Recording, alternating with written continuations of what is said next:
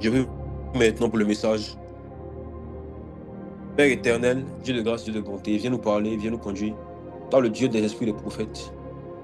Apporte-nous ta parole, apporte-nous une orientation. Continue de nous parler au cours de ce message et que nous sortions d'ici transformés avec une nouvelle chose que nous ayons appris, avec une fortification, avec une édification qui va nous permettre encore d'aller affronter le monde dans lequel nous sommes et d'apporter cette lumière que tu veux qu'on porte. Béni sois-tu, Père éternel, béni sois-tu, Saint-Esprit, que la gloire te soit rendue. Au nom de Jésus. Amen. Avant de commencer, est-ce que l'instrumental n'est pas trop fort? Est-ce que vous m'entendez normalement? Ma voix passe sur l'instrumental avant que je puisse continuer. Est-ce que ça va? Oui, ça va, ça va. Ça va chez moi. Ok, très bien, merci beaucoup. Alors, comme vous avez vu sur l'affiche, la prière des esprits, c'est vrai, mais le thème que je vais aborder aujourd'hui, c'est le message du serpent. Ça peut être un thème vraiment... Si quand tu vois ça comme ça, tu peux te dire, ouais, de qu'est-ce qu'on va dire encore, de quoi va-t-on parler? Mais je veux qu'on aborde ce point un peu. Genèse 3, versets 1 à 5. Genèse 3, versets 1 à 5. Vous pouvez aller même jusqu'au verset 15 pour ceux qui veulent lire. Mais Genèse 3, versets 1 à 5, c'est le texte de base. Je lis. Le serpent était le plus rusé de tous les animaux des champs que l'Éternel Dieu avait fait. Il dit à la femme, Dieu a-t-il réellement dit, vous ne mangerez pas de tous les arbres du jardin? La femme répondit au serpent, nous mangeons du fruit des arbres du jardin, mais quant au fruit de l'arbre qui est au milieu du jardin, Dieu a dit, vous n'en mangerez point, et vous n'y toucherez point, de peur que vous ne mouriez. Alors, le serpent dit à la femme, vous ne mourrez point, mais Dieu sait que le jour où vous en mangerez, vos yeux s'ouvriront, et vous serez comme des dieux, connaissant le bien et le mal. Alors, je veux dire pourquoi ce message, c'est que dans le combat de la foi dans lequel nous sommes, je vais vous assurer que ce n'est pas l'intimité ou la proximité avec Dieu qui garantit l'excellence de la marche, mais l'obéissance à ses principes. Je reprends. Il dit dans le combat de la foi dans lequel nous sommes, ce n'est pas l'intimité, ni la connexion, ni la proximité, ni l'approche qu'on a avec le Saint-Esprit qui nous garantit l'excellence de la marche, mais c'est l'obéissance à ses principes. Le Seigneur pouvait dire comme ça à David que je prends plus plaisir à l'obéissance qu'au sacrifice. Il dit j'aime qu'on écoute ce que je dis. J'aime ça, que les gens puissent faire des choses pour me plaire. Arrêtez de faire des choses pour me plaire, mais faites des choses selon ce que je dis, selon ce qui est sorti de ma bouche. Je n'ai plus de choses à vous dire, mais j'ai déjà dit des choses, mais appliquez. Dieu, la parole de Dieu qu'il a donnée, c'est pourquoi on obéisse. C'est pourquoi on obéisse. Il prend plus plaisir à notre obéissance qu'à nos sacrifices. Ah. Donc, il est donc important pour nous d'obéir à Dieu que de faire des actions dans le but de plaire à qui que ce soit sur la terre. Parce que beaucoup de personnes font des actions de grâce dans le but de plaire aux yeux des hommes. Mais ce qui est plus important, c'est de faire des choses pour Dieu, c'est-à-dire l'obéissance. Lorsque Dieu te parle d'une chose qu'il ne veut pas que tu fasses, si te dit ne porte pas un habit comme ça par exemple, si te dit ne fais pas ça, pour lui ça a plus de valeur que ce que toi tu peux lui apporter comme offrande. Il prend plus plaisir à l'obéissance qu'à l'action de grâce. Adam et Ève, comme vous le savez, étaient dans le jardin d'Éden, le jardin de Dieu, l'intimité totale avec lui. Éden peut être symbolisé comme la plus parfaite harmonie avec le Saint-Esprit, comme la plus parfaite harmonie avec Dieu. Dans le jardin d'Éden, il n'y avait pas un rapport, il n'y avait pas quelque chose qui était entre Dieu et les hommes.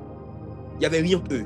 Ils entendaient la voix de Dieu clairement, ils voyaient Dieu clairement, ils entendaient Dieu clairement. Mais cela ne les a pas empêchés de désobéir à Dieu. Alors de vous à moi, vous qui êtes là, nous deux, quand on se regarde, vous et moi, on n'était pas dans le jardin d'Éden, l'intimité du Saint-Esprit. Et de nos jours, avec tout ce qui se passe, est-ce que on ne désobéit pas à Dieu chaque jour? On lui désobéit chaque jour. Alors une question qui est venue dans mon esprit lorsque je lisais ça, si Adam et Ève, qui étaient dans l'intimité du Saint-Esprit, qui étaient avec Dieu dans le jardin d'Éden, le jardin même de Dieu, et puis ils ont désobéi à sa parole. Donc je me demande, comment est-ce que dans ce pseudo-paradis a-t-il été possible pour les hommes de pécher? Donc qu'est-ce qui a motivé les hommes à désobéir à Dieu? Qu'est-ce qui les a motivés à désobéir à Dieu? Dieu a tout mis dans le jardin pour eux. Il a tout fait pour eux. Il a créé l'homme à son image et à sa ressemblance. Il les a mis dans la présence du Saint-Esprit.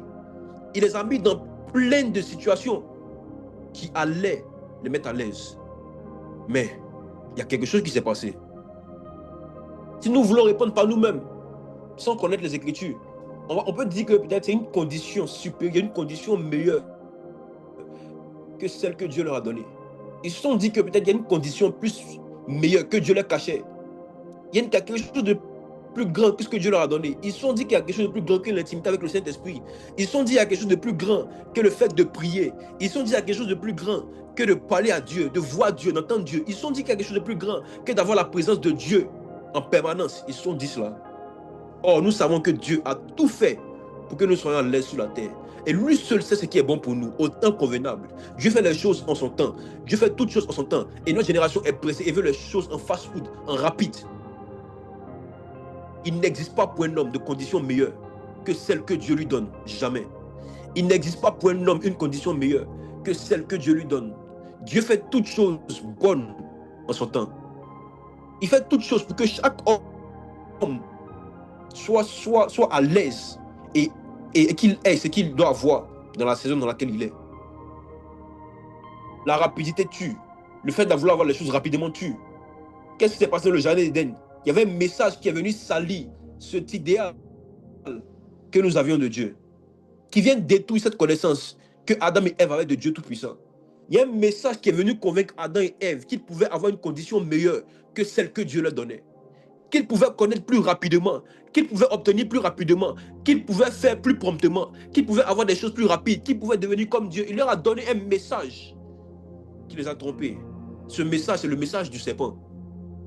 Le message du serpent. Après avoir écouté le serpent, nous avons tous vu, dans la suite du livre, la décadence de l'homme, depuis Éden jusqu'à aujourd'hui. À cause d'un message qu'un animal poussé par Satan a dit dans le jardin, l'homme a commencé à chuter, l'homme a commencé à connaître le péché, parce que l'iniquité a commencé à grandir dans son cœur. À cause de cette tentation, à cause de ce message, à cause de cette langue qui a été émise dans le jardin d'Éden, dans l'intimité avec le Saint-Esprit, là où on se dit qu'on est tellement proche de Dieu qu'on ne pourra pas être tenté, qu'on ne pourra pas tomber. Voici un verset qui prouve que même l'homme originel, l'homme qui avait reçu le manteau de l'homme, l'homme qui avait reçu le manteau de l'originel, est même tombé, et nous qui sommes ici. Le serpent, sa voix, son message est toujours d'actualité. Le Seigneur m'a parlé de ça l'année dernière, je vais vous parler de ça aussi, afin que nous commencions à grandir et que nous soyons perfectionnés à entendre les messages des serpents. Je faisais un vocal en statut l'année dernière pour parler de ça. J'ai mis dans les commentaires, j'ai mis en vocal. Il y a des serpents parmi nous. Éloignez-vous des serpents qui sont autour de vous. Le serpent, ce n'est pas seulement des messages, c'est une catégorie de personnes qu'on va voir tout à l'heure. Il y a des serpents autour de vous. Il y a des soeurs même qui sont des serpents. Il y a des parents qui sont des serpents. Il y a des amis qui sont des serpents et qui donnent des messages qui risquent de vous détruire. Et on va assister à votre décadence, malgré que vous avez le Saint-Esprit, que vous parlez en langue et que Dieu vous parle. Parce que même après avoir mangé le fruit, Adam et Ève pouvaient entendre la voix de Dieu après. On dit la voix de Dieu parcourait le jardin. Ils ont entendu. Ensemble, ce soir, on va analyser, interpréter le message du serpent. Comment repérer, comment s'en éloigner. Et que Dieu va nous donner des vérités, des paroles de sagesse pour ça, pour nous aider. Est-ce qu'on est prêt? Shkator, plakombi divai. Brendele subrindi li fai la clivi di kai la pati à la mort. Zoklemendo fila à toi blé. Le texte de base, je le reprends. Le serpent était le plus rusé de tous les animaux du champ que l'Éternel Dieu avait fait. Il dit à la femme, Dieu a-t-il également dit, vous ne mangerez pas de tous les arbres du jardin? La femme répondit au serpent, nous mangeons du fruit des arbres du jardin, mais quant au fruit de l'arbre qui est au milieu du jardin, Dieu a dit, vous n'en mangerez point et vous n'y toucherez point, de peur que vous ne mouriez. Ça, c'est Dieu qui a dit. Alors le serpent dit aussi pour lui, à la femme, il dit, vous ne mourrez point. Contradiction. Mais Dieu sait que le jour où vous en mangerez, vos yeux s'ouvriront et vous serez comme des dieux, connaissant le bien et le mal. Le serpent était le plus rusé. Regarde comment on commence. Le serpent était le plus rusé. C'est quoi rusé? Sournois, subtil. Il fait les coups bas. Il fait les choses en bas-fond. Si quelqu'un dit une chose, il vient derrière et dit une autre chose. Si quelqu'un parle d'une chose, il vient derrière et dit une autre chose. Si on donne des messages qui vont aider, lui donne des messages qui sont dans le but d'aider mais qui n'aident pas. Les gens sous-noient. Les gens ne savent pas leur prochaine action. Les gens imprévisibles. Ils sont autour de nous, ils sont comme des serpents. De tous les animaux du jardin, de tous les hommes de la terre, il y a des sous-noix, il y a des subtils, il y a des gens rusés qui essaient de s'amuser avec le peuple. Ah. Le serpent a utilisé sa ruse pour tromper la femme. Elle a commis le péché. Le serpent, ce n'est pas simplement l'animal, mais il annonçait une catégorie de personnes qui auront l'air inoffensifs. Le serpent était créé sans bras ni pieds. Il rampait sur la terre. Est-ce qu'il rampait? Il ne rampait pas, excusez-moi. Le serpent, à l'origine, n'avait pas encore reçu les malédictions, même pour dire que tu vas ramper toute la vie. Ça veut dire quand même le serpent avait des membres. Il pouvait grimper aux arbres. Il avait certaines choses avant que Dieu le maudisse pour ce qu'il avait fait. Donc ce n'est pas simplement un animal, il annonçait une catégorie de personnes qui auront l'air inoffensifs, qui n'auront rien de dangereux, mais qui allaient perdre le peuple de Dieu. Des loups déguisés en brebis, des démons habillés en costume cravate pour berner des générations entières. 2 Corinthiens 11, verset 13 à 15. Là, c'est l'apôtre Paul qui parle, qui avait vu ce serpent venir. Il avait vu le message du serpent qui allait venir. L'apôtre Paul dit aux Corinthiens, au 2 Corinthiens 11, verset 13 à 15, il dit, ces hommes-là sont de faux apôtres, des ouvriers trompeurs, déguisés en apôtres de Christ. Et cela n'est pas étonnant, puisque Satan lui-même se déguise en ange de lumière. Il n'est donc pas étrange que ces ministres aussi se déguisent en ministres de justice. Leur fait sera comme leurs œuvres.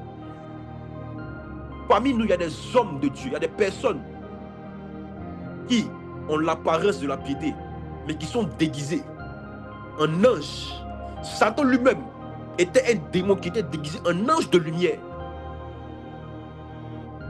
Un ange de lumière. Ruse.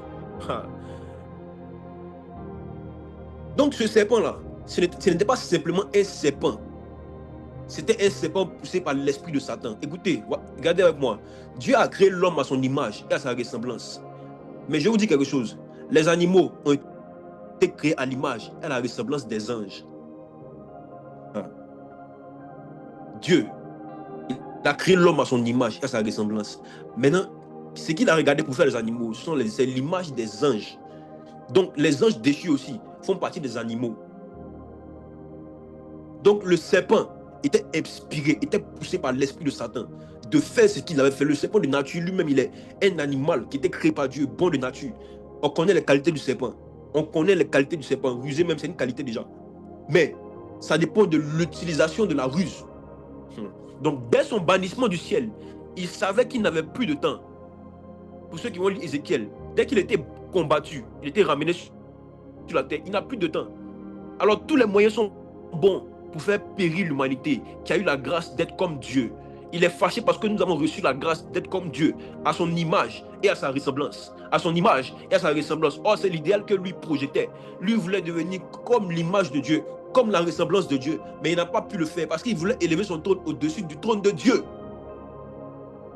Il était banni.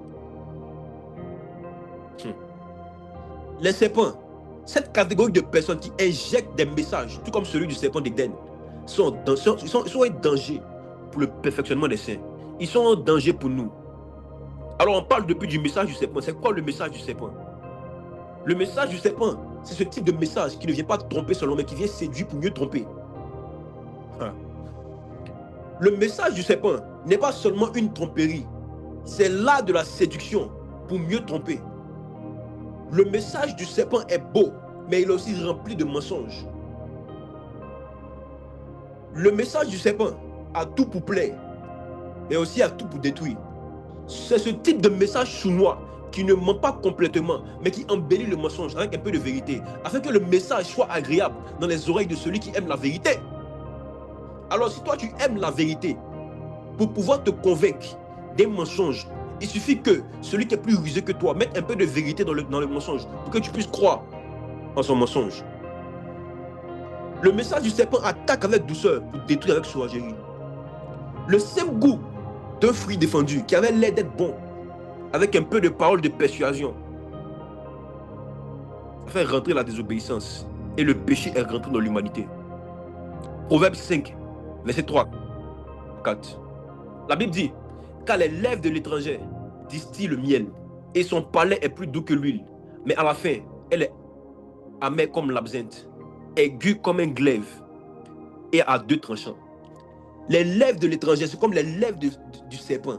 Les lèvres du serpent, lorsqu'il parle, tu fonds. C'est comme du miel, c'est doux en entente. Mais ça finit par quoi? Par être amer comme l'absinthe. L'absinthe, c'est un poison. L'absinthe, c'est comme des plantes qui sont très, très amères. C'est comme du poison. C'est comme du poison. Il parle, tu sembles comprendre, tu sembles adhérer à l'idée. Tu sembles vouloir aider. Et tu aimes ce qu'on te dit. Tu aimes qu'on te caresse dans le sens du poil. Mais tu verras que c'est de l'absinthe qu'on t'injecte et tu finis par mourir. Le message du serpent était du miel aux oreilles d'Ève. Elle lui mettait de l'eau à la bouche. Ce message lui mettait de l'eau à la bouche, mais au final, ça finit par la battre. On peut voir aussi dans Proverbe 7, verset 21 à 23. Elle le séduisit à force de paroles. Elle entraîna par ses lèvres doucereuses. Il se mit tout à coup à la suivre, comme le bœuf qui va à la boucherie, comme un faucon libre le châtier, jusqu'à ce qu'une flèche lui pêche le foie, comme l'oiseau qui se précipite dans le filet, sans savoir que c'est au prix de sa vie. Le message du serpent hypnotise. Et c'est seulement après, lorsqu'on nous montre la vidéo de ce qu'on avait fait en état d'hypnose, qu'on se rend compte de la bêtise qu'on a faite. Même le premier homme, Adam, n'a pas pu résister au message du serpent. Donc c'est pas toi qui vas, si tu ne connais pas les choses qu'il faut faire pour résister au message du serpent, tu ne pourras pas résister et tu vas finir par mourir. Le message du serpent, c'est le message du Dieu a-t-il réellement dit. Lorsque vous lisez Genèse 1, verset 1 à 3, Genèse 2 plutôt, le texte de base que nous sommes en train de lire. Lorsque vous lisez dans la Genèse 3, du verset 1 au verset 5, il dit Dieu a-t-il réellement dit. Dieu a-t-il réellement dit. Vous savez, lorsqu'on dit Dieu a-t-il réellement dit, ça vous dit quoi? C'est une manière de dire je connais Dieu. Et s'il dit ça, c'est parce qu'il ne veut pas que vous grandissiez. C'est comme une manière de dire que Dieu vous cache quelque chose. S'il a-t-il réellement dit, ça veut dire qu'il ne vous a pas tout dit. Lorsqu'on dit quelqu'un, est-ce qu'il t'a vraiment dit? Est-ce qu'il t'a vraiment dit? Ça veut dire qu'il y a quelque chose qu'il ne t'a pas encore dit, que lui sait, que toi tu ne sais pas encore. Ou le a-t-il réellement dit? C'est une manière de dire, de pousser celui qui est en train de parler à avouer un secret que le gars qui est en train de parler ne savait pas. Si je parle à mon frère Jean-David, je viens comme ça, je n'ai pas l'exactitude d'une information.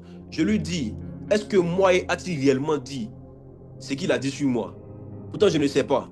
Lui aussi ne sait pas, mais quand je vais parler de quelque chose, quand je vais le mettre sur la piste, il va dire, mais comment il sait? Mieux avouer la vérité en même temps. Mieux dire ce que je pense. Mieux dire ce que moi il a dit. Et c'est comme ça qu'il va trahir. C'est comme ça qu'il va faire des choses comme ça. Le serpent est rusé. Le serpent est rusé. Alors le message qu'il envoie, c'est a-t-il réellement dit? Pour venir remettre en question les écritures poussées par le Saint-Esprit. Il est venu remettre en question les messages que Dieu a donnés à Adam et Ève. Il est venu remettre en question l'enseignement de Dieu. Il est venu remettre en question le royaume de Dieu. Il est venu remettre en question le Saint-Esprit. Il est venu remettre en question ce qui est sorti de la bouche de Dieu. Message du serpent. Toute personne sur la terre, toute personne qui va prêcher la parole de Dieu, qui va venir remettre en question les Écritures, qui va venir remettre en question ce qui sort de la bouche du Saint-Esprit, est en train de blasphémer. Il est en train de dire, Dieu a-t-il réellement dit? Faites attention lors de vos méditations. Lorsque vous lirez les Écritures et que vous voulez faire sortir un message qui n'est pas conforme à la parole de Dieu, vous donnez des messages du serpent. Dieu a-t-il réellement dit? Dieu a-t-il réellement dit? Dieu vous a-t-il réellement dit? Si Dieu ne vous a pas réellement dit, pourquoi vous le dites? Message du serpent. Donc sans le vouloir vous-même, vous vous transformez en des serpents. Parce que le message du serpent, c'est aussi interpréter les messages de Dieu de façon à maquiller. Message du serpent. Le serpent est rusé. Il aime qu'on l'écoute. Il aime qu'on le regarde. Il aime qu'on l'admire. Il aime qu'on le voit. Message du serpent. Le serpent, c'est lui aussi qui veut dire que c'est lui seulement que Dieu le dit les secrets du royaume des cieux. Dieu a-t-il réellement dit? Ça veut dire que tu sais des choses, mais Dieu m'a dit des choses que vous ne saviez pas encore. Message du serpent. Dans le royaume des cieux, Dieu veut qu'on soit équilibré. Et si quelqu'un se clame, si quelqu'un se dit connaître les secrets du royaume, tandis que d'autres ne connaissent pas. Et qui leur dit, Dieu vous a-t-il réellement dit, oh, tu ne sais pas comment Dieu leur parle. Je suis en train de faire comme le serpent. Si ton frère a une communication avec le Saint-Esprit, et que le Saint-Esprit lui dit de faire telle chose, et qu'il est en train de faire, mais toi tu es étonné parce que Dieu t'a jamais parlé comme ça, tu vas lui dire, est-ce que c'est le Saint-Esprit? Qu'est-ce que tu en sais? Mais ça, tu ne sais pas. Tu es en train de lui dire, Dieu a-t-il réellement dit? Chaque personne a sa communication avec le Saint-Esprit. Chaque personne a son intimité avec le Saint-Esprit. Alors venir se mettre entre le Saint-Esprit de quelqu'un, sa manifestation qu'il a et tout, et toi, c'est venir prêcher le message du serpent. Arrêtons d'interpréter les messages qui ne sont pas clairement dits dans nos cœurs. Arrêtons d'interpréter les choses que Dieu nous a pas réellement dites. Arrêtons de faire comme le serpent. Lorsque je préparais ce message et que j'écrivais ma prédication et que j'arrivais sur ce point, celui qui annonce les choses à venir me disait, il y a quelqu'un qui est en train de m'écouter. Tu as 16 ans exactement. Tu te masturbes de temps en temps et tu te dis que c'est au-delà de tes forces, que tu ne peux pas résister à la masturbation. Tu te masturbes de temps en temps. Tu as 16 ans exactement. Tu te masturbes de temps en temps. Je demande à Dieu ton nom, mais comme il sait que je vous connais vous tous, je n'ai pas reçu ton nom. Tu te masturbes de temps en temps. Dieu, tu as lu dans les Écritures que Dieu a donné la force. Il ne permet pas que vous soyez tentés au-delà de vos forces. Tu connais ce texte, mais toi, tu te dis quoi? Tu es en train de créer le message du serpent. Tu es en train d'interpréter le message de Dieu. Tu t'es dit une fois dans ton esprit que c'est au-delà de tes forces. Tu as dit que tu ne peux pas t'arrêter de te masturber, c'est au-delà de tes forces. Je te parle de la part du Seigneur. Tu l'as attristé. Tu l'as attristé. Après ce message, réponds-toi. Tu es très jeune, réponds-toi. Réponds-toi. Il n'y a aucune puissance qui peut résister à ce que Dieu a dit dans les Écritures. Il dit qu'il ne permettra pas que vous soyez tentés au-delà de vos forces. Tu es en train de m'écouter. Réponds-toi. Et lorsque je passais, il me parlait d'une autre personne ici. Il y a quelqu'un ici. Sheki taku afi à toi les mains. Reste comme de levi à toi blême. Il y a quelqu'un ici qui a des problèmes pour retenir des choses depuis un bout de temps. Tu n'arrives pas à retenir. Il y a des capacités intellectuelles qui ont baissé. Mais tu as reçu le Saint-Esprit. Et tu parles en langue depuis quelque temps. La capacité que tu as reçue en Dieu, lorsqu'on faisait l'enseignement des 10 conséquences, je n'ai pas pris en langue. Cet enseignement que tu as reçu du Saint-Esprit, il veut que tu marches avec ça. Et que tu te dises que maintenant, ta capacité intellectuelle à retenir est en train de croître. C'est une fille. Tu es en train de m'écouter. Et tu as des problèmes de rétention ces derniers temps. Tu as des problèmes pour retenir. Je prie au nom de Jésus que tu arrêtes d'interpréter les messages que Dieu te donne. Tu as la capacité et la force de pouvoir aller de l'avant. Je prie que ton intelligence soit renouvelée. Pour le jeune de 16 ans que je masturbe, je prie qu'une puissance que tu ne connais pas vienne sur toi et t'aide à arrêter cette masturbation au nom de Jésus. Las kamantos sila iya. Iros ki palivati atualifai de close de paleva. Wow. Le message du serpent, c'est aussi dire que Dieu vous cache des choses. Voilà pourquoi il ne veut pas que vous mangiez telle chose. Il ne veut pas que vous mangiez ce fruit. Le serpent, inspiré par le diable, il s'est fait preuve de beaucoup de malice pour atteindre sa cible. Il s'est fait preuve de beaucoup de malice pour atteindre sa cible. Il séduit en créant le doute et la distorsion de la parole. La distorsion, c'est quoi? C'est la déformation de la parole. Les hommes originels, les premiers hommes, n'ont pas pu tenir face à ça. Ils n'ont pas pu tenir face au message du serpent, à ce discours persuasif de la sagesse du serpent. Ils n'ont pas pu tenir. 2 Corinthiens 11, verset 3. L'apôtre Paul dit quoi? Il dit toutefois, de même que le serpent séduisit Ève par sa ruse, je crains que vos pensées ne se corrompent et ne se détournent de la simplicité de l'égard de Christ. Le message du serpent pousse à la désobéissance à Dieu, mais qui est justifié. Donc comme je parlais, vous qui êtes ici, que j'ai donné les paroles de connaissance sur vous, vous désobéissez à Dieu, puis vous justifiez cette désobéissance sous prétexte que, le sous-prétexte que à la parole de Dieu, c'est une désobéissance. C'est le message du serpent, de trouver des excuses pour ne pas faire ce que Dieu te dit de faire. Tu es en train de faire comme Satan. Dieu te dit désormais, jeûne au moins 2 fois par jour, 1 fois par semaine. Jeûne, mais tu ne fais pas. Tu trouves des prétextes que c'est trop dur pour toi. C'est trop difficile pour toi de pouvoir jeûner. Lui qui t'a dit de jeûner, il a donné la puissance pour que tu puisses jeûner, mais tu ne jeûnes pas. Message du serpent. Tu es en train de trouver des excuses. Tu es en train de maquiller. Tu maquilles la parole de Dieu et tu prends ce qui te plaît. Je connais quelqu'un dans les Écritures qui a fait ça, c'est le roi Saül. Il était inspiré aussi par le message du serpent. Voici pourquoi aussi il a perdu son royauté. Dieu aime qu'on écoute sa voix. Il lui a dit quoi? Il lui a dit quoi? Il a dit quoi à Saül? Quand tu vas finir tes guerres, il faut tuer tous les animaux. Faut jeter tout. Carrément. Mais Saül n'a pas fait ça. Saül, après avoir tué tous ses ennemis, il a désobéi à la voix de Dieu. Il a maquillé la voix de Dieu. Dieu a-t-il réellement dit? Pourtant, il a entendu de la voix du prophète Samuel. Et puis, il s'est dit encore, Dieu a-t-il réellement dit? Dieu a-t-il réellement dit? Pendant que je dis ça, je vois 3 personnes à qui Dieu a dit, toi men de plan de pidiva, scopidi qui bâti api à toi les vailles, les rosques par les godères, j'gate pante capi à toi vleis gotenger. À qui Dieu a dit de jeûner les jeudis. 3 personnes, les jeudis. Demain, jeudi, tu n'as plus d'excuses. Il te met face à ton destin. Demain, jeudi, jeûne. 3 personnes, vous reconnaissez. Il t'a dit jeûne jeudi. Le roi Saül, par le message du serpent, il a continué de faire. Il a continué jusqu'à ce que Dieu lui retire la royauté. Lui retire la royauté et le donne à quelqu'un d'autre qui lui prenait plus plaisir à l'obéissance qu'au sacrifice. Il prenait plus plaisir de plaire à Dieu plutôt qu'à plaire aux hommes. Saül était dans une optique que son royaume règne. Saül voulait qu'on lui donne la gloire de tous les combats. Or, c'est à Dieu qu'on doit donner ça.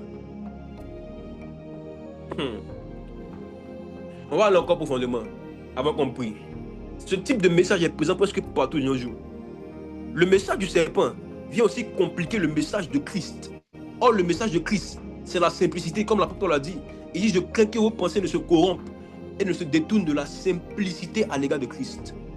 Le message du serpent, c'est de compliquer l'adoration à Christ, de passer par des artifices, de passer par des statues, de passer par des choses qui vont venir corrompre l'adoration à Christ.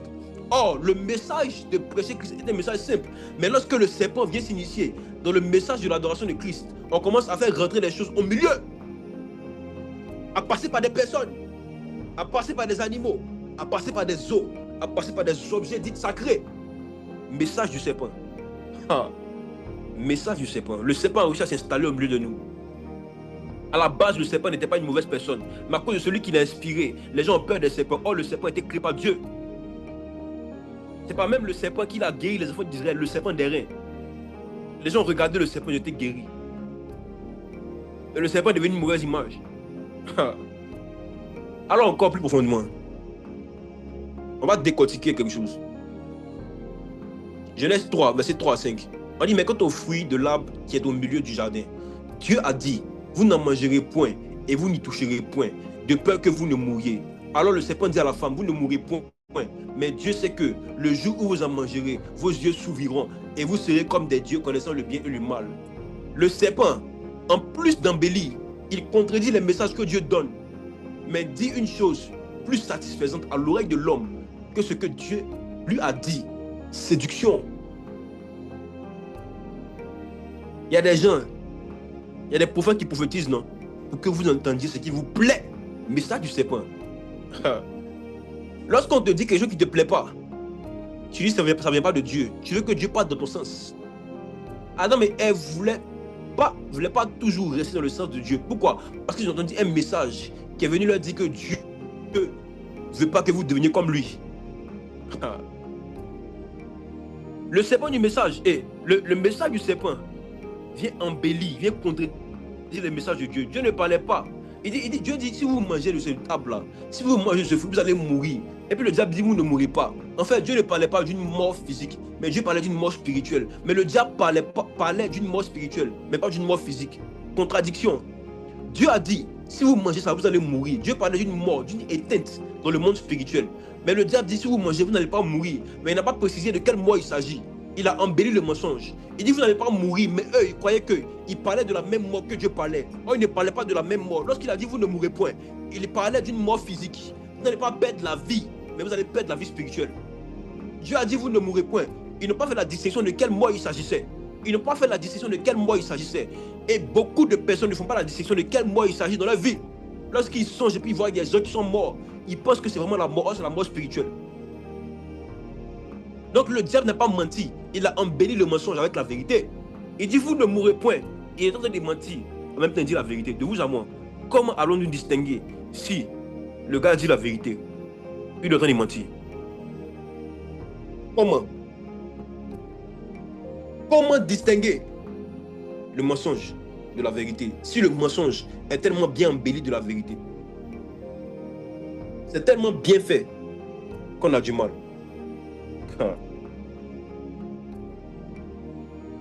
C'est ce qui se passe de nos jours avec les jeunes qui font des sacrifices dans le but de gagner des choses. Mais à quel prix? On voit des gens qui sacrifient des choses pour gagner la célébrité que Dieu a prévu qu'ils aient ça à un certain âge, des richesses que Dieu a prévu qu'ils aient à un certain âge, des choses que Dieu a prévu qu'ils aient ça à un certain âge, mais les jeunes sont rapides. Et le diable, comme à son habitude, a mis l'eau à la bouche des hommes en leur proposant des choses alléchantes, faisant passer Dieu pour méchant ou pour lent dans l'exaucement. Ils font passer Dieu pour quelqu'un qui retient encore des choses qu'il va donner aux hommes. Or, Dieu fait chaque chose en son temps. Dieu aime tellement les hommes qu'il a prévu un temps pour toutes choses. Mais tous les hommes qui sont pressés, qui ne sont pas patients, Dieu ne se révèle pas eux. Dieu même leur cache sa présence. Et regardez quelque chose. L'arbre était là dans le jardin depuis tellement longtemps. L'arbre est là depuis longtemps. L'arbre de la connaissance du bien et du mal était là. Elle n'a pas envie de manger. Mais après les paroles du serpent, c'est là que la femme a remarqué que l'arbre était là vraiment. On dit la femme vit que l'arbre était bon à manger et agréable à la vue. Donc depuis l'arbre était là, elle n'a pas vu que l'arbre était bon à manger et agréable à la vue. Mais à cause de la stimulation, les paroles que le serpent a dit, ça a stimulé en elle quelque chose. Et elle a eu directement envie de faire quoi? De manger. De manger. Tout homme serait sensible à ce genre de propositions. C'est pourquoi nous devons toujours veiller sur nos cœurs et nos motivations dans la vie. Si tu as de mauvaises motivations, tu as de mauvais cœurs, le serpent va t'avoir toujours. Son message va te toucher toujours. Son message va te piquer toujours. Le message du serpent a réveillé l'ego dans le cœur d'Ève.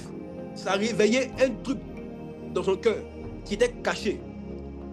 Dans le royaume des cieux, lorsque Satan voulait élever son trône au-dessus du trône de Dieu, c'est parce qu'on a trouvé dans son cœur de l'iniquité, dans ses affaires, de l'iniquité. Il a commencé à vouloir aller au-dessus de Dieu. Il a commencé à vouloir devenir comme Dieu. Le but du diable était de réveiller en eux ce désir de devenir plus grand et plus fort. C'est de réveiller en eux, dans le cœur de l'homme, l'ego. C'est ce désir qu'il avait dans son cœur lorsqu'il était dans le ciel, qu'il a fait mener une guerre dans le ciel. Désormais, il veut que ce désir soit dans tous les cœurs, le cœur de tous les hommes, afin que, comme pour lui, Dieu puisse dire, allez, sors du jardin, sors de ma présence, va-t'en. De la même manière qu'il a chassé le diable dans le royaume des cieux, il fait toutes choses pour que Dieu puisse se mettre en colère contre nous et qu'il puisse nous dire, sors de ma présence. Il y a un domaine où Dieu ne partage pas sa ressemblance et son image. Il y a un domaine où Dieu ne partage pas les choses qu'il a avec nous. C'est le domaine de la souveraineté. Le domaine de la souveraineté. Le domaine de la souveraineté. Le domaine de la souveraineté. Dans Genèse 3, verset 22, Dieu a dit quoi? Il dit, l'Éternel Dieu dit, voici, l'homme est devenu comme l'un de nous, pour la connaissance du bien et du mal. Empêchons-le maintenant d'avancer sa main, de prendre l'arbre de vie, d'en manger et de vivre éternellement. Dieu a vu que l'homme était devenu un Dieu, effectivement, comme Satan avait dit. Mais quel genre de Dieu? Quel genre de Dieu? Les petits dieux, les dieux déchus. Dans notre nature, à la ressemblance et à l'image de Dieu, on était déjà des dieux. Dieu nous a dit déjà. Il dit, vous êtes des dieux, les fils du Très-Haut. Mais ne connaissons pas ce que les promesses que Dieu nous a dit. On veut écouter un autre message. Le message du serpent vient séduire, vient embellir. Pourtant, Dieu a déjà dit ces choses. Il a déjà dit ces choses. Ils étaient déjà des dieux. Mais ce qu'ils ont mangé, au contraire, ça a été les facultés d'être des dieux, de rester des dieux. Dans le Psaume 82, verset 6, si je me rappelle bien, il dit, vous êtes des fils du Très-Haut, vous êtes des dieux sur terre. Il a fait l'homme Dieu à son image et à sa ressemblance. Mais le diable vient mentir en donnant des faux raisonnements, des faux enseignements, des mauvais messages, le message du serpent pour embellir, pour détruire. Résultat, ils sont sortis de l'intimité de Dieu. Ils sont sortis de la présence de Dieu.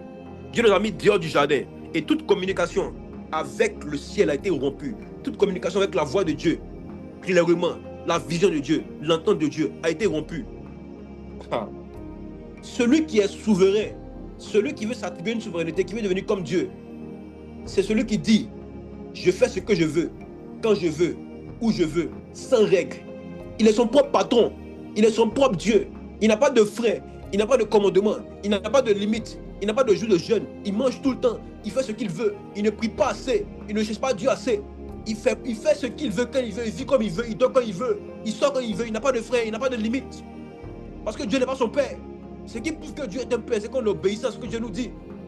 Or, ce que Dieu nous a dit est caché dans les Écritures, tout est déjà là. Mais on ne lit pas la parole, on ne lit pas les Écritures. On ne lit pas les Écritures, on est sensible au message des serpents. Ils peuvent nous séduire à tout moment. Et même ces serpents ne sont pas seulement dans l'atmosphère, ils sont dans le vent, ils inspirent des raisonnements. Lorsque tu es là, même tu te parles dans ta propre conscience, il y a la chair qui te parle. La chair est aussi une forme de message du serpent qui vient détruire les raisonnements qu'on a de Dieu. Ah.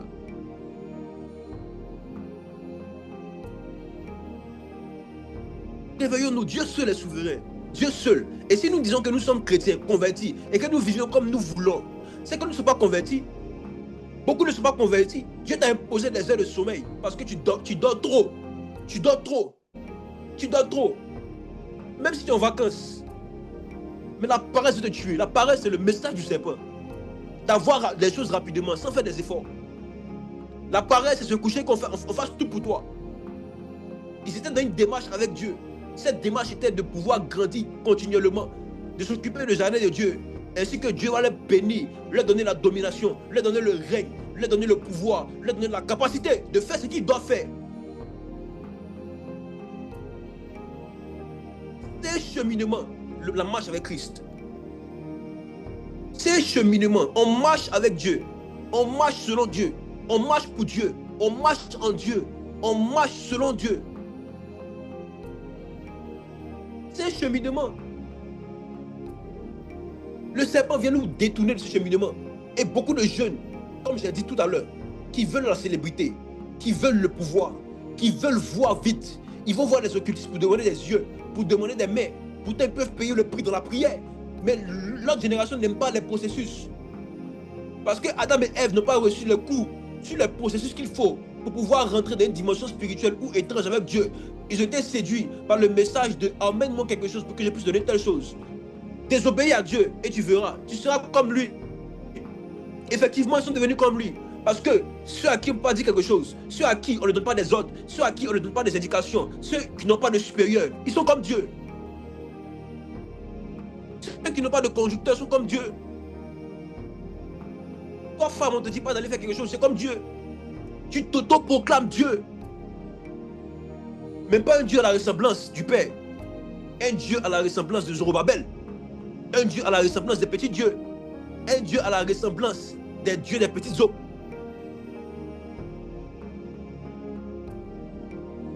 Dieu seul est souverain.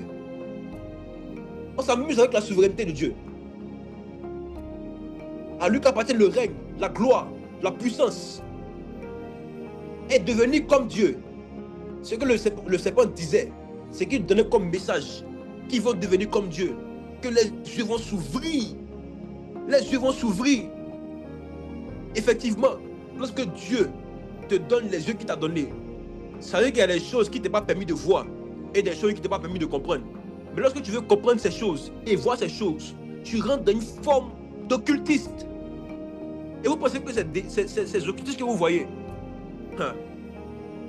ils passent par une autre forme de connaissance, par une autre porte d'entrée pour connaître les secrets qu'ils connaissent. En fait, la spiritualité sans passer par Christ, la spiritualité sans passer par Jésus-Christ, sans passer par Dieu, c'est la sorcellerie.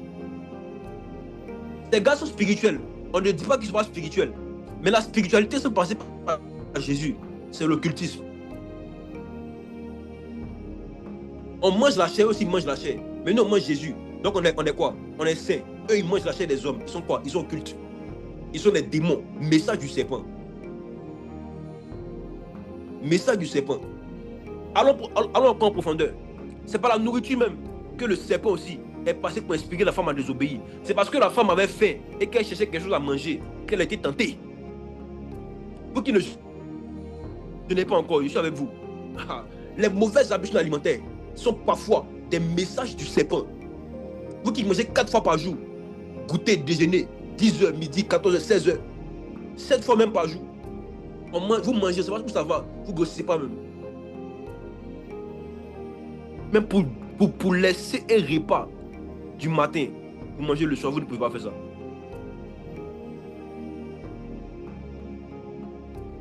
Celui qui mange beaucoup ne sent pas beaucoup. Celui qui mange beaucoup perd la sensibilité. Celui qui mange beaucoup n'entend plus la voix de Dieu. L'excès de nourriture comme l'excès d'alcool, ça rend bête. Ça peut pousser à la désobéissance. Remarquez même, les femmes qu'on invite très souvent sont plus ouvertes à commettre le péché du sexe à cause de quoi? À cause de la nourriture. Lorsqu'elles ont fini de manger, on dit allons se reposer. Allons se reposer. Le allons se reposer, c'est quoi? Au début, elle parle beaucoup, mais quand elle finit de manger son un poulet, son demi-poulet, 4 boules à checker, elle est plus susceptible de partir se reposer. Même les hommes, s'il a trouvé une femme qui a bien préparé pour lui, et puis elle lui demande l'argent, il va donner. Il va donner. Message du serpent, subtilité, ruse. La nourriture est spirituelle. On ne cessera jamais de vous dire ça. La nourriture était des capacités de sentir, de comprendre. Voici encore un mystère concernant la nourriture. S'il dit, si vous mangez, vos yeux vont s'ouvrir. Moi, je me suis dit quoi? Après avoir mangé le fruit, je vous ai dit tout à l'heure que c'est quand tu finis de manger que tu as envie d'aller te coucher quelque part pour aller te reposer. C'est quand tu as fini de manger que tu penses à la sexualité. Remarquez que lorsque Ève a fini de manger, Adam et Ève ont fini de manger, c'est là qu'ils ont su qu'ils étaient nus. Ah! Qui a compris? Qui a compris? C'est qu'ils ont fini de manger le fruit défendu. Ils ont su qu'ils étaient nus. Et c'est comme ça, beaucoup après avoir mangé, vont se reposer avec la main et disent que qu'est-ce que j'ai fait?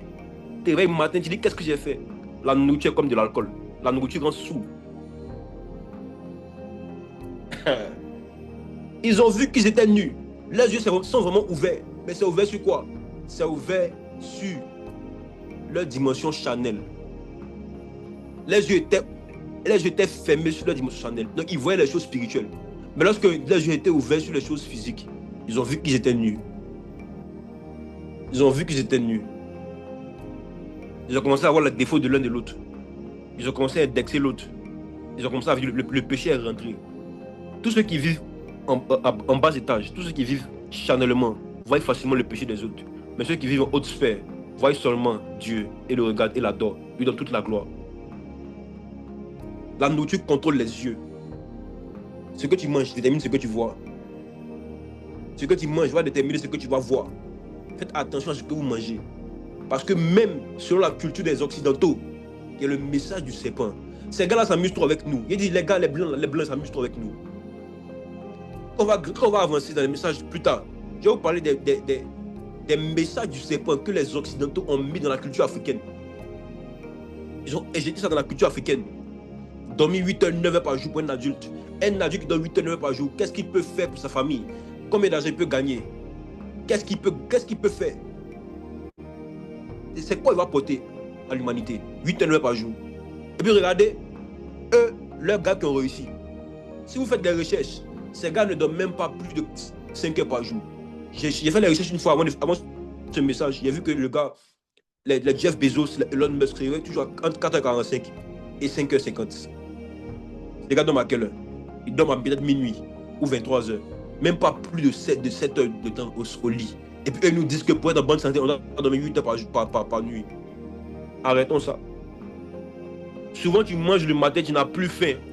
Mais comme tu vois qu'ils sont en train de manger à table, tu t'assois, tu te sers, et puis tu manges aussi, tu finis de manger, tu dis, hey, mon ventre est gonflé, mon ventre est dur. Maman t'es dû au message du serpent. Toi-même tu es serpent là. Toi-même tu es le serpent. Vous êtes méchant avec ce que Dieu vous a donné. Je ne vais pas prendre assez de temps. Je vais terminer. Comment éviter les serpents et comment ne pas se laisser berner par ce type de messages qui vont venir essayer de vous convaincre par des ruses. Première chose, filtrez son environnement naturel. 1 Corinthiens 15, 33. Ne vous y trompez pas, car quoi? Les mauvaises compagnies corrompent les bonnes mœurs. Vous connaissez le verset, mais vous n'appliquez pas le verset. Vous connaissez le verset, mais vous avez resté à ce verset à une chose spécifique. Connaître son environnement, c'est trier ceux qui sont autour de lui, de soi. Les mauvaises compagnies corrompent les bonnes mœurs. Les mauvaises compagnies corrompent les bonnes mœurs. Parmi les mauvaises compagnies, il y a quoi? Il y a les films, il y a les réseaux sociaux, il y a les mauvaises prédications, il y a les mauvais conducteurs. Parmi les conducteurs, il y a d'autres qui donnent les messages du serpent. Parmi les conducteurs, là, il y a des gens qui donnent des messages du serpent. Parmi les prédicateurs aussi, les messages du serpent. C'est par la parole que vous allez comprendre ces choses. Lisez beaucoup les Écritures. Lisez beaucoup les Écritures. Filtrez votre environnement naturel. Filtrez votre intelligence. Filtrez votre cerveau. Même dans le livre de Proverbes. Proverbe 13, verset 20. Celui qui fréquente les sages devient sage. Mais celui qui se plaît avec les insensés s'en trouve mal. Il n'y a rien de mal à ne pas vouloir marcher avec quelqu'un qui ne réfléchit pas bien. Il n'y a rien de mal à ne pas vouloir marcher avec quelqu'un qui t'emmène tout le temps pécher. C'est un serpent. Éloignez-vous des serpents. Éloignez-vous des serpents. C'est des gens qui viennent dire, mais si tu fais ça, ça fait quoi? Il faut faire maintenant, après tu as te repenti. Ils viennent toujours contredire le message que Dieu a dit. Ils viennent toujours contredire la présence du Saint-Esprit qui est dans ton cœur, qui te convainc de péché, de justice et de jugement. J'avais ce genre d'amis. J'étais aussi ce genre d'amis. Je sais de quoi je parle. Ce genre de personnes-là, éloignez-vous d'eux, ce n'est pas un péché. Celui qui fréquente les sages devient sage. S'il faut que tu marches avec des grandes personnes, des gens plus âgés que toi, que tu comprennes des choses de la vie, marche avec eux. S'il faut que tu marches avec exclusivement des chrétiens, marche avec eux. Faites la différence entre une connaissance et un ami. On voit des gens, je connais le boutiquier, mais le boutiquier n'est pas mon ami. Le boutiquier a une connaissance. Si on demande son nom, il dit oui, ça s'appelle Diallo. C'est fini, ça s'arrête là. Mais je ne vais pas aller sympathiser avec le boutiquier parce que je ne suis pas un boutiquier. Chacun dans son élément. Tu es sage, tu restes avec les sages. Tu es insensé, tu dois être les insensés. Si tu es un sage, que tu es un groupe d'insensés, tu es un sage borgne. Tu es un sage aveugle. Tu ne vois même pas. C'est l'insensé même qui se trouve à les sages, qui est plus intelligent. Mais la Bible dit quoi? C'est l'insensé même qui va atteindre le groupe. Celui qui se plaît, le sage qui se plaît avec un insensé, s'en trouve mal. Filtrez, filtrez, filtrez, filtrez. Aussi, accrochez-vous à la parole. Il n'y a que comme ça que vous allez pouvoir tenir ferme. Le même test que Satan a fait à Adam et Ève dans le jardin d'Éden. Dieu a réellement dit, c'est le même test que s'est passé contre Jésus. Mais Jésus était tellement rempli de la parole. Satan a dit encore une parole qui sort de la bouche de Dieu. Qui s'est passé même en Éden. Il a dit une parole qui sort de la bouche de Dieu. Vous ne mourrez point. Dieu a dit, il a donné des paroles. Il dit, au contraire, vous serez comme Dieu. Vous serez comme Dieu. Dieu a dit ça aussi dans le psaume. On était créé à l'image et à la ressemblance de Dieu. Donc, automatiquement, on est comme Dieu. Donc, mais la bouche qui est en train de dire qu'on est comme Dieu, là, on doit filtrer cette bouche. Qui est en train de nous parler? Qui nous parle? Qui nous parle? Qui nous parle? Dieu peut parler. Mais regardez la bouche de celui qui parle. Ça peut être un serpent. Éprouvez les gens. Heureux l'homme qui marche selon le conseil de Dieu. Heureux l'homme qui marche selon la parole de Dieu. Accrochez-vous à la parole, méditez-la jour et nuit. C'est ainsi que vous réussirez dans toutes vos entreprises. Tu veux réussir dans la foi, accroche-toi à la parole, lis-la jour et nuit. Même si tu n'as rien à faire, lis. Pour au moins verser bien dans ta tête. Un jour, dans une prédication, quelqu'un va parler comme ça. Il va dire un verset, il va dire c'est fou. Un verset comme ça, tu vas te rappeler du verset. Et tu vas énoncer ce verset. Deuxième chose à faire, tester les esprits. Tester les gens, tester les esprits. L'apôtre Jean disait quoi? Dans 1 Jean 4, verset 1. Bien-aimés, n'ajoutez pas foi à tout esprit, mais éprouvez les esprits pour savoir s'ils sont de Dieu, car plusieurs faux prophètes sont venus dans le monde. Dieu même nous appelle à éprouver les esprits. Il nous appelle à éprouver tous les messages. Il nous appelle à éprouver tout ce qu'on va nous dire, tout ce qu'on va nous enseigner. Dieu nous appelle à les éprouver. C'est le devoir d'un chrétien, pour le perfectionnement des saints qui vous êtes. Éprouvez les messages. N'acceptez pas tout ce qu'on vous dit. Même les hommes de Dieu qui sont déjà célèbres peuvent se tromper. Mais éprouvez les messages. On éprouve les messages par la parole. En lisant beaucoup la parole. Quand tu entends une parole qui sort de la bouche d'un serviteur de Dieu, mais qui n'est pas forcément vrai, il y a un pincement dans ton cœur. Le Saint-Esprit, lui qui nous rappelle toutes les choses, va commencer à te dire oh, erreur. Ce que le gars nous dit, c'est faux. En lisant les Écritures, en lisant beaucoup, celui qui nous met dans la vérité, celui qui nous met dans toute la vérité, va nous rappeler ces versets. Éprouver, c'est quoi? Éprouver, c'est tester la parole. Comme je dis, tester. C'est voir si la parole est vraie ou fausse. Comment savoir si la parole est vraie ou fausse? En lisant la parole. Vous savez, pour ceux qui ont des problèmes de rétention, plus vous lisez, même en ne retenant pas les versets, même quand vous ne retenez pas les versets, ça reste dans votre cœur. Ça reste quelque part. En lisant beaucoup, ça reste quelque part. Et donc, si moi je viens vous dire comme ça, que je puis tout par le serpent, parce que le serpent est un animal qui a été créé par Dieu. Quand elle dit ça comme ça, quelqu'un va tiquer, va dire tu vas aller, tu vas chercher dans ton cœur, mais est-ce que c'est vrai? Tu vas faire des recherches même pour voir. Tu vas tester la parole que j'ai dite. Tu vas plusieurs fois après. La Bible dit dans Philippiens 4, verset 13, je puis tout par celui qui me fortifie. Et puis vous allez voir que celui qui fortifie, c'est Christ, ce n'est pas le serpent.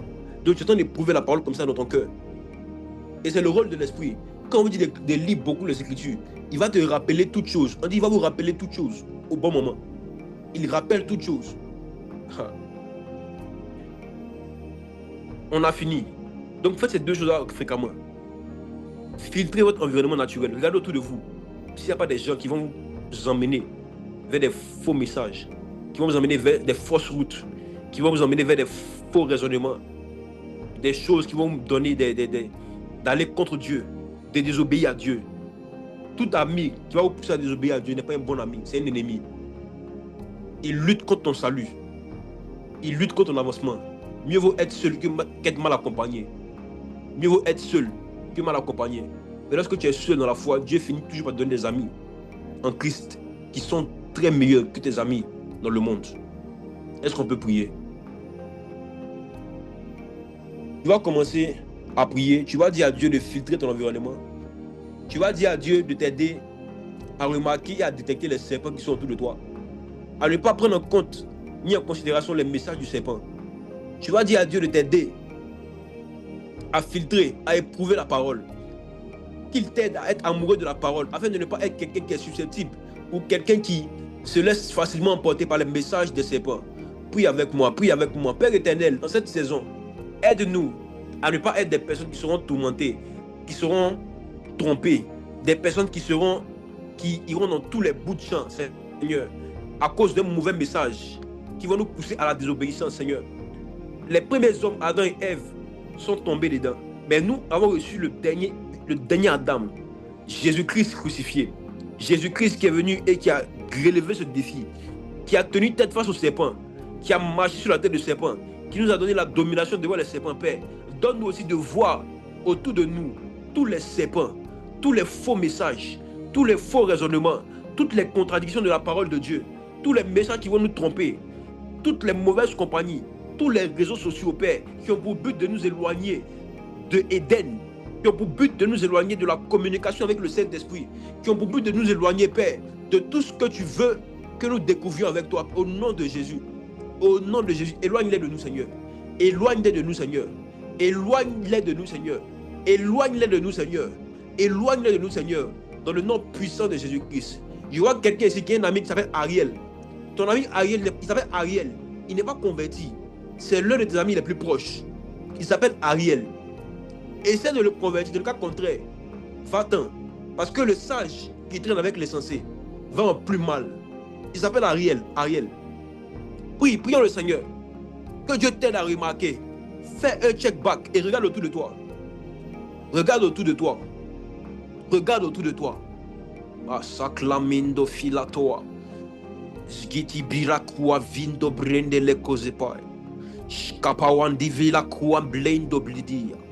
Zgepediki Pantua Livai la Clovedea. Sobrende Lekozia. Donc ici, vous avez bloqué des gens en statut. Vous devez les bloquer en statut. Parce que les statuts qu'ils vous montrent, ça vous mène, ça salit vos yeux. Il y a des serpents qui sont là pour donner des fausses, des mauvaises images. Des images qui ne plaisent pas forcément. Lorsque tu es en train de jeûner, tu vois des images Chanel. Mettez-les en muet. Mettez-les en silence. Mettez-les en silence. Si vous êtes méchant, même bloquez-les. Ce n'est pas un péché. Le Seigneur met ça dans mon cœur pour quelqu'un ici. Kayamanda sabranda la zoplevede alia clovidia. Ezoplende comme de levaille la kadua. Apprende le kodipali avi atua le main d'escober. Les skota wandifai atua lima. Il y a une fille ici. Ta mère te donne certains conseils. Et ces conseils ne sont pas pour un chrétien. Chrétien converti, ce n'est pas de bons conseils. Ce n'est pas de bons conseils. Parle à ta mère. Dis-lui que tu ne veux plus ces conseils parce que ce n'est pas biblique. Que tu as changé. Que tu as changé. Ces conseils-là ne sont pas les bons conseils, mais accroche-toi à la parole de Dieu. Accroche-toi à ta Bible. Scamando si blavida. Il a rapika monde fila gonde. Jgepidi clavia los qui palimantu livlai de claminda. Eros que palemendos que blevendea. Je veux prier pour la personne qui a donné la parole de connaissance, qui se masturbe toujours et qui n'a pas la puissance ou la force, la conviction que Dieu lui a donné la capacité d'arrêter. Je prie pour toi au nom de Jésus. Que Dieu te donne la force et la grâce d'arrêter ça. Il t'a donné la capacité de résister à tout ce qui te vient comme tentation. Dieu a dit dans sa parole qu'il ne permettra pas que tu sois tenté au-delà de tes forces. Dieu n'a pas permis que tu sois tenté au-delà de tes forces. C'est biblique. C'est biblique. Donc rappelle-toi de cela, mon frère ou ma soeur. À chaque fois que tu as une tentation où tu vas te masturber, rappelle-toi que Dieu a permis que tu sois... Il n'a pas permis que tu sois au-delà de tes forces. Donc tu as la force d'arrêter et de dire non. Tu as la force d'arrêter et de dire non. Je te dis que c'est possible. Parce que moi-même, j'étais un ancien dedans. C'est possible, mon frère, ma soeur. À celle qui a des problèmes de rétention, tu as des problèmes pour retenir. Voici ce que dit le Saint-Esprit. Par la puissance de Dieu, par le Saint-Esprit qui est en toi et le parler langue que tu manifestes, tu es en train de manifester un esprit d'intelligence, un esprit de rétention qui va renforcer tes capacités intellectuelles. Tu vas commencer à retenir plus qu'avant. Tiens ferme, ne faiblis pas. Le diable veut décourager. Le diable veut donner des messages pour décourager. Oh, Dieu n'est jamais découragé de nous. Dieu a promis de ne plus jamais envoyer le déluge. Ça veut dire qu'il a vu que dans l'homme, il dit il n'y a rien de bon en l'homme. Il sait qu'on n'est pas capable de pouvoir être bon tout le temps. Il n'y a rien de bon en l'homme. Donc ce n'est pas à nous de faire des choses pour pouvoir tenir. Dieu a déjà donné les paroles pour nous. On saisit ces paroles et on avance avec. Reçois l'intelligence du Saint-Esprit. Reçois l'esprit d'intelligence. Reçois l'esprit d'intelligence. Reçois l'esprit d'intelligence. Je peux maintenant, s'il y avait des oppressions démoniaques, des oppressions qui viennent des eaux. Pendant que je priais pour ce moment, je voyais un démon en forme de requin qui sortait des eaux. Je priais pour les démons des eaux, contre les démons des eaux. Et j'ai vu un démon en forme de requin qui sortait des eaux. Je prie au nom de Jésus. S'il y avait des familles ici qui adorent l'eau et qui avaient des esclavages par de l'eau, des esclavages par des animaux, des esclavages, des choses qui les retenaient encore captifs. Je prie au nom de Jésus. Démons, lâchez-les maintenant. Allez-vous-en. Allez-vous-en. Allez-vous-en maintenant. Laissez-les.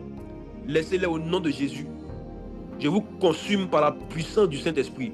Vous tous, démons des eaux, peu importe votre origine, peu importe votre nature, là où vous êtes, je prie au nom de Jésus. Libérez les familles. Libérez les maisons, libérez les chambres, libérez les corps au nom de Jésus. La même victoire que Christ m'a donnée sur vous, dans cette chambre, je prie au nom de Jésus, que toutes les chambres maintenant, tous les espaces où les gens sont en train de prier, que tous les démons des eaux s'en aillent maintenant, par la puissance du Saint-Esprit, et que l'atmosphère soit complètement dégagée. Béni sois-tu, Père éternel, et que la gloire te soit rendue. Au nom de Jésus-Christ que j'ai prié. Amen, amen, amen. On a fini. Gloire à Jésus. Wow. Gloire à Jésus, gloire à Jésus, gloire à Jésus.